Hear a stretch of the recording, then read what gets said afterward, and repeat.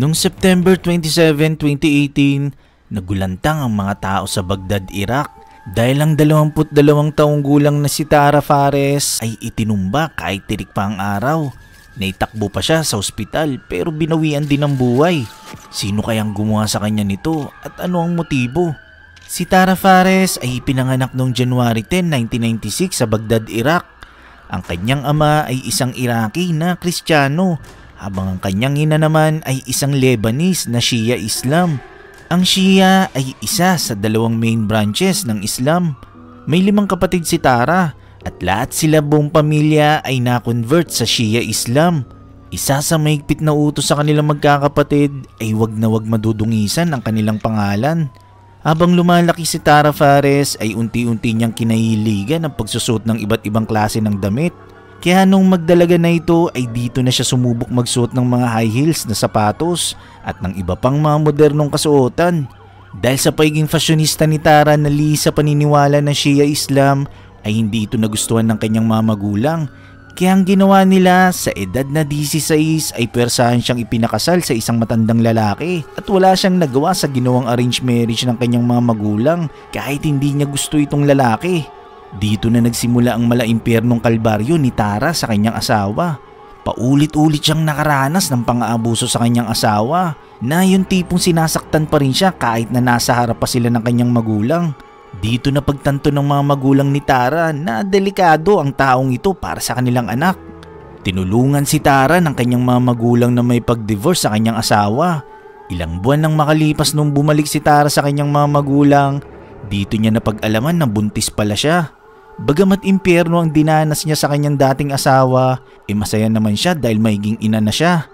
Ipinanganak niya ang malusog na sanggol na lalaki at pinangalanan nito na Amir. Ang dating asawa ni Tara ay may koneksyon sa kapulisan, kaya isang araw bigla na lang itong sumugod sa kanilang bahay kasama ang mga armadong kalalakihan at kinuha ang batang sanggol. At mula noon ay hindi na nakita pa ni Tara Fares ang kanyang anak.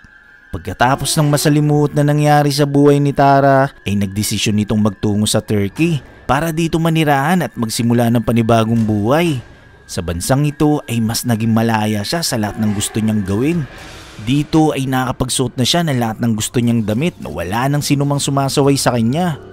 Nakapagsimula na rin siya magpalagay ng tattoo sa kanyang katawan at sinimulang pasukin ang social media. Dito na siya nagsimulang mag-post ng kanyang mga larawan at videos. Sa lugar na to, dito niya nakilalang isang lalaki na kalaunan ay naging fiancé niya. Pero hindi natuloy ang kasal dahil namatay itong lalaki matapos masangkot sa kaguluhan sa Istanbul. Pagkatapos ng pangyayaring yun, bumalik uli si Tara sa Iraq sa edad na 18 at sumali sa isang beauty pageant. Marami siyang sinalihan at dahil sa kanyang talino at ganda, nasungkit niya ang titulo ng Miss Baghdad 2014. Pagkaraan ng isang taon, sumali naman siya sa Miss Iraq at nanalo siya ng second runner-up.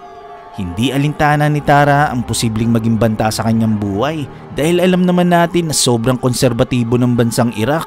Bukod sa pagpasok ni Tara sa mga beauty pageant ay naging kilala rin siya bilang influencer. Biglang lobo ang kanyang followers sa Instagram at Snapchat kaya marami sa mga kababayan niyang Iraqi ang bumabatikos sa kanya dahil para sa kanila hindi ito karapat-dapat para sa kanilang paniniwala, tradisyon at kultura.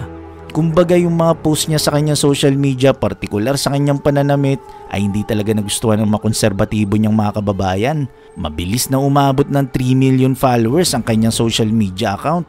Halos pinupost niya lahat ng kaganapan sa kanyang buhay. Bukod dun, madalas pa itong mag-post ng mga kontrobersyal na issue patungkol sa pagiging malaya. Kumbaga, hinihikayat niya ang kanyang mga followers na dapat ay namumuhay sila ng naayon sa kanilang kagustuhan at hindi ayon sa dikta ng mga taong nakapaligid sa kanila. Noong taong 2016, nanirahan si Tara sa Erbil na isang mataong syudad ng Kurdistan region ng Iraq. Dito ay papalit-palit na siya ng kulay ng kanyang buhok, nagsusuot ng mga fit na damit, nagpapalagay ng mga hikaw sa iba't ibang bahagi ng kanyang katawan at nagpadagdag pa ng mga tattoo. Napupuntahan niya ang mga lugar na gusto niyang puntahan para magbakasyon at ang lahat ng mga yan ay pinupost niya sa kanyang social media. Dahil sa patuloy na pagtaas ng kanyang followers ay nagbigay ito ng daan para kunin siya bilang endorser ng iba't ibang makeup brands at clothing lines. At dahil nakakapagbigay na siya at nakakatulong sa kanyang mga magulang financially, na kung noon ay tutol lang mga ito sa tinaak niyang pamumuhay, hindi naglaon ay sinuportahan na rin siya. Hindi nagtagal, dito na niya pinasok ang pagnenegosyo at nagkaroon din siya na sariling clothing line. Bagamat marami siyang mga fans sa social media, marami rin namang mga may ayaw sa kanya dahil sa mga post nitong litrato na daring. Noong taong 2018, kasagsagan ng kasikatan ni Tara, madalas siyang mag-travel sa kung saan. Pero ang hindi niya alam may mga tao na palang seryosong nagpaplano na itumba siya. Nagpunta siya sa kanyang mga kaibigan sa Baghdad para bumisita.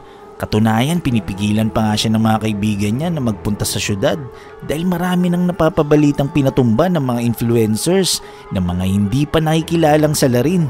Ang hinala ng marami ay isang organized group ang nasa likod ng sunod-sunod na pagpapatumba sa mga social media influencer. Lalo na itong si Tara, kilalang mahilig mag-post ng mga kontrobersyal na payag. Actually, meron pa nga siyang sinabi sa kanyang post na hindi siya nangangamba sa mga tao na itinatanggi na may Diyos.